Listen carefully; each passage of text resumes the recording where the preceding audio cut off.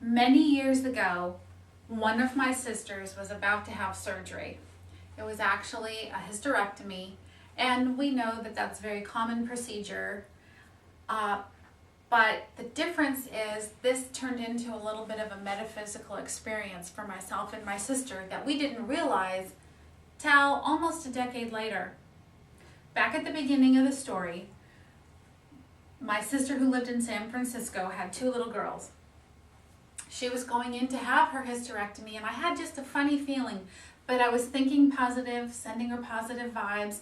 I was doing my little desk job here in Seattle, Washington, and partway through that morning, I got a very uneasy feeling, so uneasy that I could not continue working.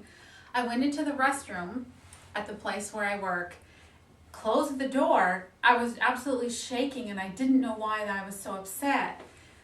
The next thing I knew, up towards the ceiling of the restroom, yes, this took place in a bathroom, my sister, her spirit, her soul, was talking to me. She was telling me that nobody in San Francisco knew that she had died, that they all thought she was in recovery, but she wasn't. She had actually passed on. She was telling me how she was contemplating a very rough decision, which was, should she stay where she was, stay dead, stay a being without a body, or should she come back here because she did have two little girls to raise? This conversation went on for 5 or 6 minutes, me telepathically communicating with my dead sister, who was laying on a table in a surgical recovery room in San Francisco, California. Several things were said during that conversation. I came out of that bathroom, and although my family knew a little bit about who I was and my experiences and such, it was very difficult for me to know how to approach this.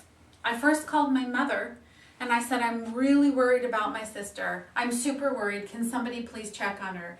My mom told me to calm down, that everything was fine, that my sister had just been checked on, including her husband. I couldn't exactly say why I was worried. You're just going to have to believe me. It would not have been an appropriate avenue to take with my family members at the time.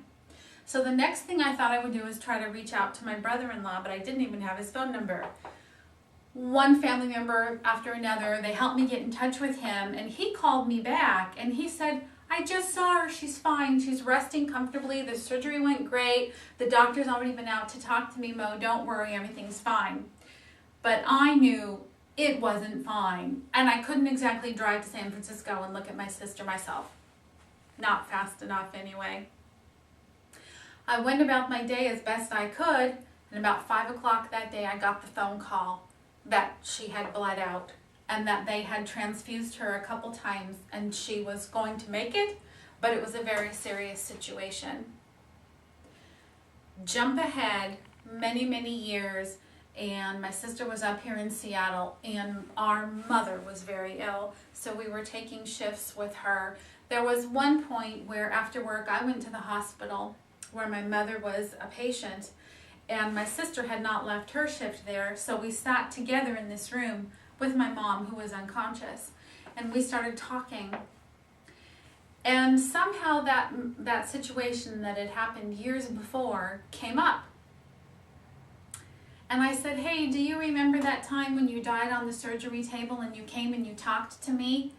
And my sister got real quiet and she looked at me. And I said, you know, you were telling me this and you were telling me that, and you were telling me how you wanted to come back and raise your little girls, but how wonderful it was in the other place. And my sister, jaw literally dropped down. Her eyes got so big and she froze, and I wasn't even sure if she was breathing, and she said, oh my God, Moe, of course I remember that. I remember everything about that conversation, except I didn't know it was you. All these years I've never known who I was talking to. That was you. So I just wanted to share that with you. It's just a little interesting story. It's interesting because it got validated by somebody years after the fact. We each remembered the exact same things being said and that we spoke, but she had no memory of who she was communicating with at the time. just know if anything like this ever happens to you, don't doubt it. Sure, this real physical world, you might not always be able to do something about it. No need to question yourself. Thank you.